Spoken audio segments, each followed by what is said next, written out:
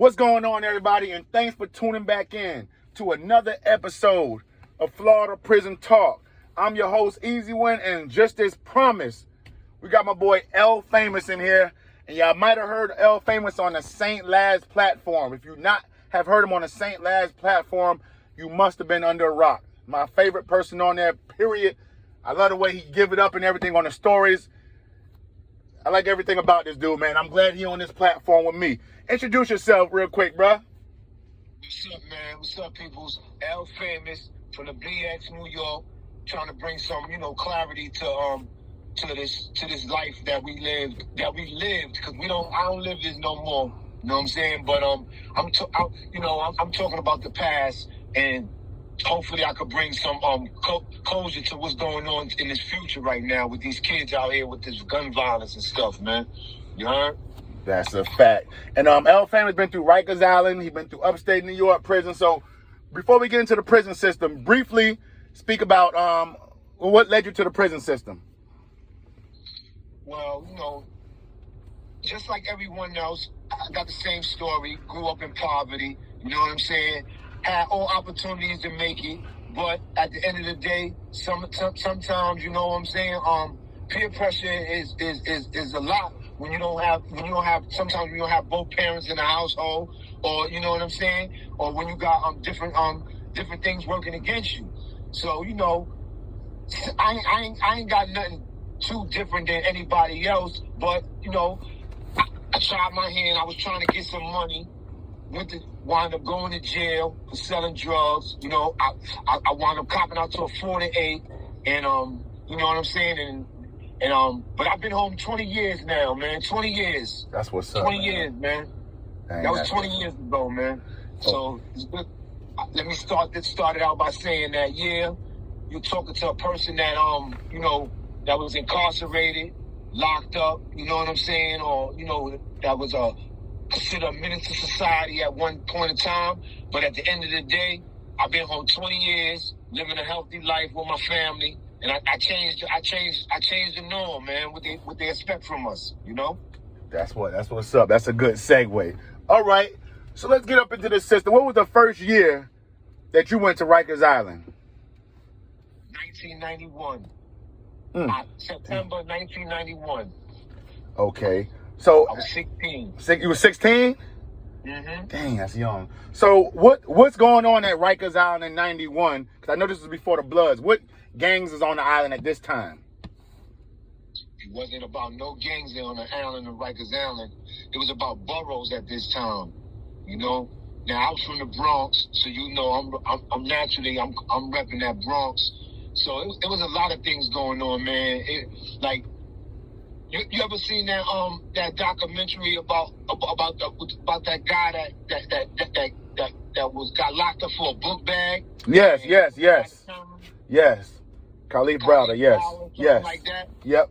Yo, man, when I seen that story, a tear came to my eye because I went through that pain. Well, not just me, so many poor black kids, poor black and brown kids went through that, and it's terrible, man. It's like the whole system is stacked against you at a young age. You know what I'm saying? Right. Yes, sir. As soon as you walk through them doors, not only are you fighting a charge, or you fighting against the system, man. You up against COs. You up against your own fellow inmate, your own fellow prisoner. You up against, you know what I'm saying? It's like a person being thrown in a cage of animals and taught and just told to fend for yourself, man. You know what I'm saying? Damn. Okay. Yes. And with that being said, though, when you got there in 91, how long did it take for trouble to find you? Was it minutes, seconds, days, hours? Talk about your first incident. How long did it take? Man, my first incident was over a phone, and basically, I had to learn that, like I said, when I first went in there, I'm not a seasoned jail dude. You know what I'm saying? I didn't grow up in jail. I didn't go through DFY, Spofford, DFY, this and that and this. And when I got there, there's a lot of things that I had to learn. Like, I'm in the street, I'm expecting people, I'm used to people coming at me straightforward. Well, when I got there, people, you got to get used to people coming at you from behind. You know what I'm saying? Damn. You got to get used to people sneaking you. That's deep. You got to get used to people. Yo, man, as soon as I got in there, man, dudes I came in there with was already getting robbed. I'm talking about if you had anything of value, somebody will want it. You know what I'm saying? Your sneakers, they'll want them.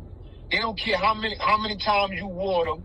They don't care if you got athlete foot. They still want them. They still might want your sneakers, man. Got you. Yes. That's okay. So what happened with the phone incident? Talk to the viewers. Yeah, well, man. Well, back in Rikers Island in those days, they had a system. The phones was going straight out. So, you know, I jumped on the phone thinking that because I ain't see nobody on the phone, so and everybody was up, so I just went and jumped on the phone, and the dude told me to get off the phone. So, you know, I wasn't used to like I'm coming from the street, so I'm not used to no inmate or no person just telling me what to do. You know what I'm saying? Right. So, you know, I ignored them at first, you know what I'm saying? But then after a while, the police came and told me to get off the phone. You know what I'm saying? See, that's where, you know, you got, like, that's where I told you that the odds were stacked against you because you don't have to worry about just the inmates. You have to worry about the inmates. You got to worry about the police, and you got to worry about the administration. You know what I'm saying? And anybody could come at you. So basically, he came at me. He told me to get off the phone. I got off the phone. But later on in that day, I got into something with him.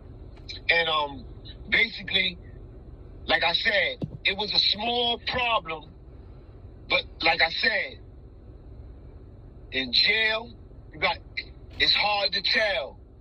They sent the Doji at me. You know what I'm saying? I don't know if you know what a Doji is. I don't know if your audience know what a Doji is. A Doji is a person that you can send on a mission. You know what I'm saying? You can tell that person, yo, go cut that person, go stab that person, go steal, go take something out that person's locker. You heard? Yeah. You know what I'm saying? And they'll go do it without even having a problem with you. You know what I'm saying? Right. And you won't even know that it's coming because your focus or your attention might be on the person that you do know that might have a problem with you or you might have a little problem with. And here it is, this Doji coming out of nowhere doing something to you. Gotcha. You know what I'm saying? Yes, sir. So, you know, like he sent the Doji at me, you know what I'm saying? Because, you know, he didn't know what to expect from me. And he was working with the police in the house. You know, he wasn't trying to leave that house. You know what I'm saying? That they comfortable. They robbing people there. They using the phone all day. They working with the police. You know what I'm saying? They could get people moved. They could tell the police, yo, that guy a troublemaker. And next thing you know, you getting packed up. You know what I'm saying? Damn. So it was crazy on that island, man, at that time. You know what I'm saying? Yeah. But listen to this, though. What if you go in there and you knew somebody? Did you still have to get it in? Like, nobody can be like, yo, he good, man. Leave him alone. It don't work like that? That's a good thing that you said that. Now, back when I went into jail in 1991, if you went in there and you knew somebody, this is how it was supposed to go. Say you go in the house and you know somebody. Your man was supposed to come over to you, or the person you know was supposed to come over to you and tell you, yo, B, how it's running in the house. Yo, this is how it's going. Yo, but if niggas step to you, make sure you handle your business because I'm not going out until I see you going out. Now, you know, everybody don't do it like that. You know, some people do it like that for people like that come through. They might know a person from around their way. But if they real man come through, you know, they just riding with the person. You know what I'm saying? Mm-hmm. You know what I'm saying? But in my day, they called that living off the strength. You heard? Yes, sir. You couldn't really come in and say, even if you knew people, you still had to let your nuts hang. You still had to get into something. Somebody still was going to press you because it didn't matter if a dude was like, yo, that's my man. A dude might say, yo, that's my man, But this dude gonna still come and press you down the line because that just don't rock, man. We ain't rocking like that here.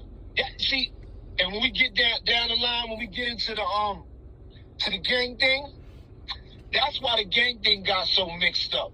Because so many people is able to live off the strips. You heard? Yes. If you had more people putting in work like how I go, then you have less bullshit in that game. You know what I'm saying? Yes. But it got watered down, man. It got real watered down, man. You heard? Yep. And let me ask you this though. So when they sent the Doji after you, did he have a weapon or was it straight hands? Yeah, he had a weapon. He put a razor to my neck, trying to tell me don't move. But my reflexes, just from a person jumping on my neck, I jumped up. Seen it was a Spanish dude. Now the dude that I had problems with was black. That's why I told you. Damn. I knew automatically I knew it was a Doja. You heard? Right. Dang.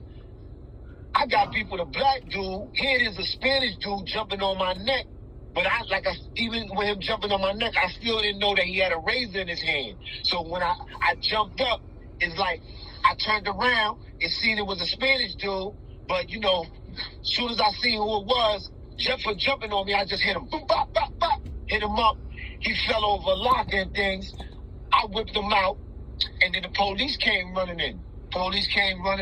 You know, he had to tell me, he had to put his hands on me to make me stop because he was yelling, stop, stop, stop. But you know, this is my first fight in there, so you know I was putting it in, you heard? Right. But you know, I don't even know I'm cut yet, you heard? Oh, so he did cut you. Okay.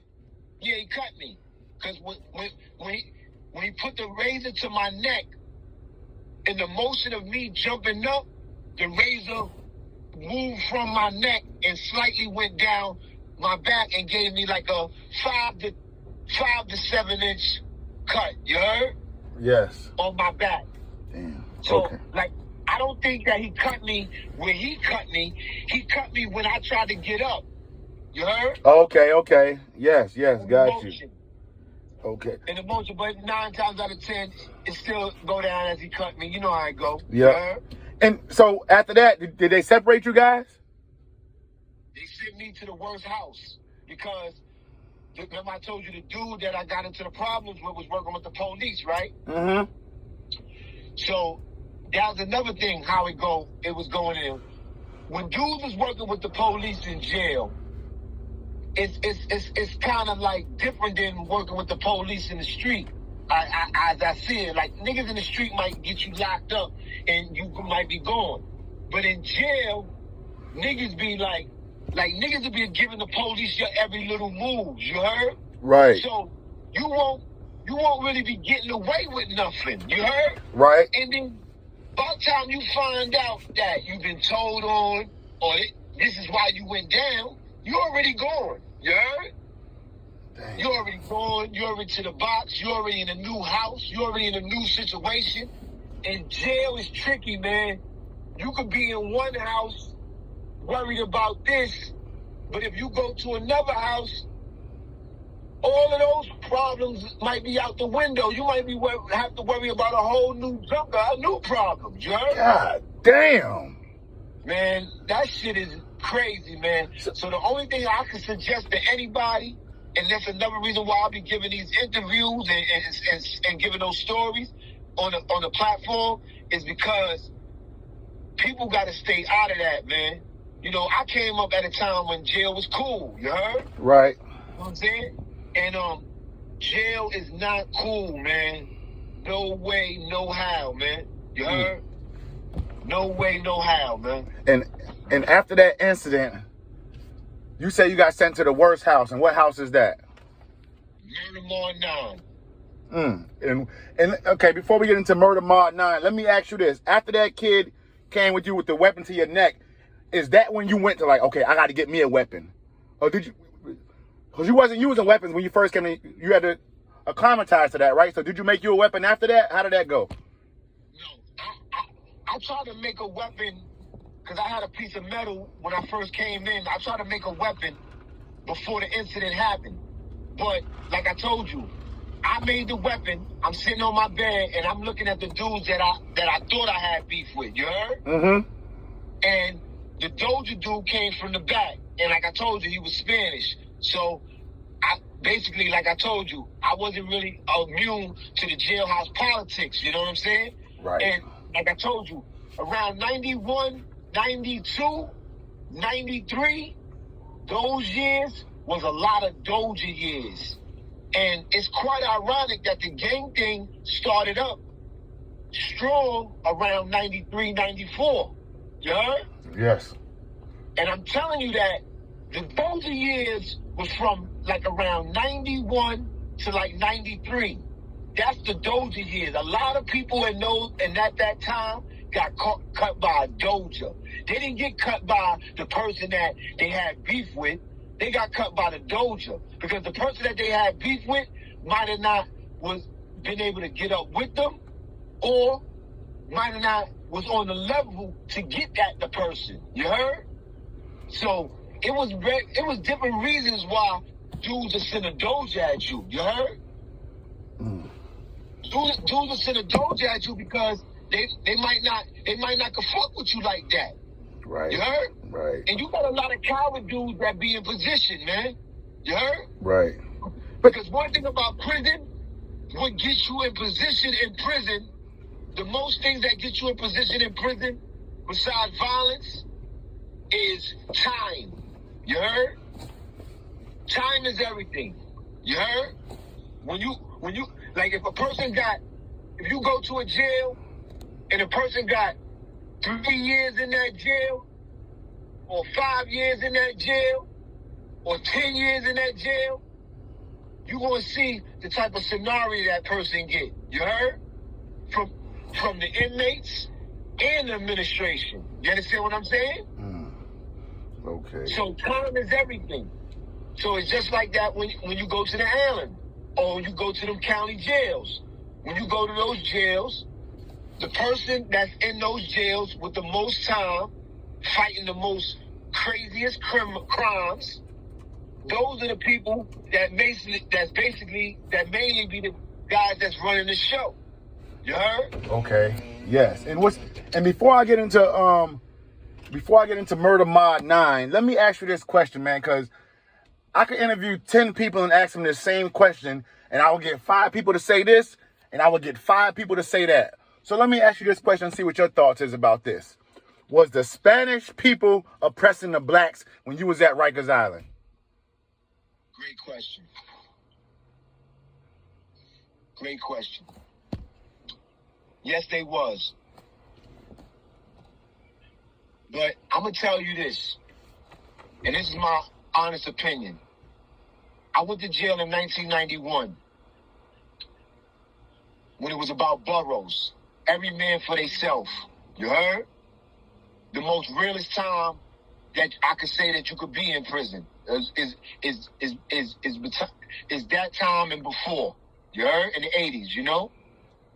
Hell yeah. And it started, all right, when I came back in 94 on the island, you had the Latin Kings and the Yetas. Now, it is nothing wrong with Spanish people being together, you know what I'm saying, or having unity. But what happens is their unity turns into ignorance. You know what I'm saying? Mm-hmm. And how, like, I'm gonna give you a prime example. In 1994, I had 6 months to do. In 1991, there was no Latin Kings, no Nietas, no Spanish gangs that I could say like that on the Rikers Island. You heard? Every man was for themselves. You had Spanish brothers getting busy. You had Spanish brothers repping, but they was repping for their name, and they was repping for their borough, and they was repping for their blocks. You heard? Mm-hmm. You know what I'm saying? And they was repping for their crews. Nobody was repping no gang. You know what I'm saying? Now, when I came back in 1994, all of a sudden, it was these Latin Kings and these Nietas. Now, it just so happened I'm in the house. I'm in 6 Upper, Rikers Island. High classification, 6 Upper, 6 building time. You heard? 4 building. I'm doing 6 building time. I'm doing 6 months, 5 years probation. So I'm up in the house. One side is a lot of Spanish brothers. It's majority of Spanish brothers. They was all Latin kings and the Yetas over there. On my side, it was mixed. It was some Latin kings and it was some the Yetas. But it was majority of black dudes. Now, they got 2 phones on each side. You had it on my side, you had a Latin king phone and you had a black phone. You heard? Now on the other side, you had both phones were controlled by the Latin kings and the Yetas. Now, when you look on the other side, it had a few black brothers living over there. You heard? Say they had about 5 black brothers over there. I swear, the 5 black brothers was over there living like herbs. Now, what a herb is in jail, a herb is a person that's being deprived of the regular things that they supposed to be getting in prison. You heard? You know what I'm saying? Yeah. So, a person that's supposed to get their 6-minute phone call or their 15-minute phone call, you got somebody saying that, nah, you can't get that phone call. I run the phones. They dead. You heard? Now, it's one thing that if a person is getting dead on a phone call because, you know, that's just how it is, it don't matter what race you is or what color your skin is, you getting dead. If you can't hold it down, you getting dead. But it's another thing to be getting dead on a phone call because Spanish brothers is controlling the house and they not letting no black niggas rock like that. You heard? You know what I'm saying? Yeah. You know what I'm saying? So now, that was going on the other side. So now, what happened was one day, it popped. One day, it used to pop up between our side and their side a lot. You heard? And them Latin kings, they had the numbers, but they wasn't really like I think the divide come in at with Spanish people and black people in the way that we're raised. You know what I'm saying? Because when I was raised, my mother raised me like this. And a lot of black people from the ghetto or from the hoods was raised like this. And it messed a lot of us up, but it helped a lot of us out too. You know what I'm saying? It made us strong individuals. It made us be able to stand on our own too. Now, I know my mother told me this when I was younger. If you can't beat nobody, if a person bothering you, right? If a person hits you, you hit them back. That's the first thing, right? If you can't beat them, you pick up something and you knock the shit out of them with it. You heard? Mm-hmm. Now, that might have been the wrong thing to teach your kid. No, but at that time, it wasn't. Because when you went out in them streets, when I was younger, you was getting bullied. You heard? You was getting, there's a lot of kids that didn't make it home because they went out in the street just to play. You heard? You know what I'm saying? Yep. So, damn. My mom's told me, if you can't beat nobody, a person put their hands on you, you pick up something, you knock the shit out of them. That's right. Now, in a Spanish household, I don't know what they was being taught, but I could only just go by what I seen them seeing them do, see how they act when they get into problems. If you notice, when a Spanish person get into a problem, not all of them, you heard, but majority of them, they'll run and they'll go get somebody. You heard?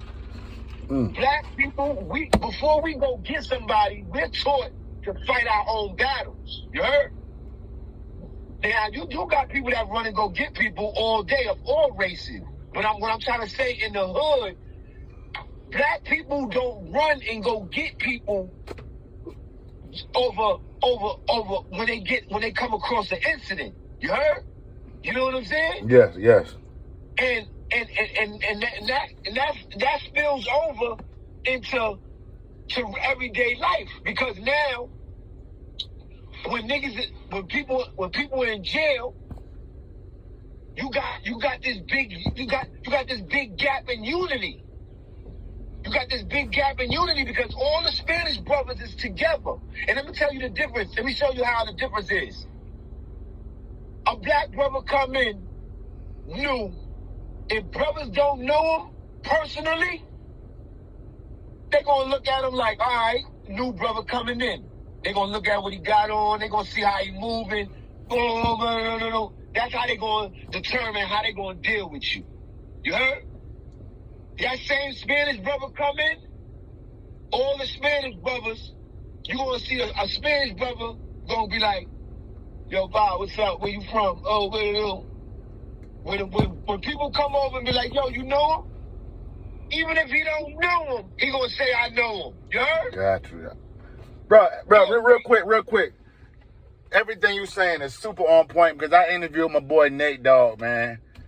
And he said the same exact thing you just said about the black brothers and the Spanish brothers, which leads me into my next question I have to ask you also about oppression. I have to ask this question because it seemed like some backwards ass stuff. The Spanish was oppressing the blacks, but at the same time, the blacks were still oppressing the blacks. Answer that question. Yeah, and that's why I left the Damu Nation, the Bloods, you heard? And okay, that's a good segue, not to cut you off, Elle, but let's get into that. Okay, when did you before I get into that, could you just go to Rikers Island and do your time? Say I want to go to Rikers Island, not a street dude. I'm a school dude. I got caught up in a DUI coming from a college party, and I go to Rikers Island in the 90s. Could I just go there and do my time and mind my business, and people will leave me alone, or it don't work like that? I don't think it depends on how much time you got, and it also depends on where they send you. You heard? Okay. You know what I'm saying? Because the only place on the Rikers Island in the 90s that was sweet was the Sprungs. You heard? So it wasn't no honor dorm or nothing like that for the good inmates to go to stay out of trouble? Not at that time. Okay. And in prison, they had honor dorms. Yeah, the prison, they got the honor dorms, right. Jail. Listen, when you was at Rikers Island, I'm excited about these questions. Bro, I appreciate you for real. When you was at Rikers Island, man, would the COs deliberately put, say, a Spanish CO, would he literally on purpose put a black inmate in a Spanish house knowing he gonna get smoked? Was they doing that if you pissed the CO off, or you didn't go through that part? I didn't go through that part, but nah, I didn't go through that part, but that happens. Okay, that happens. Okay, so you went to Rikers Island through 91. We covered a little bit of Rikers Island. We're gonna have a part 2, 3, 4, and 5. Let's get into this. What year did you turn blood? Was you in Rikers Island or was you upstate? I was upstate. Okay, and while you upstate, before you turned blood, was you hearing about the blood that was bloods coming up there all of a sudden you start seeing them? How did that transition work for you turn blood? Talk about it to the viewers. All right. I turned blood upstate 1997. And I could say I turned blood for the wrong reasons. You heard? And once I turned blood, I honestly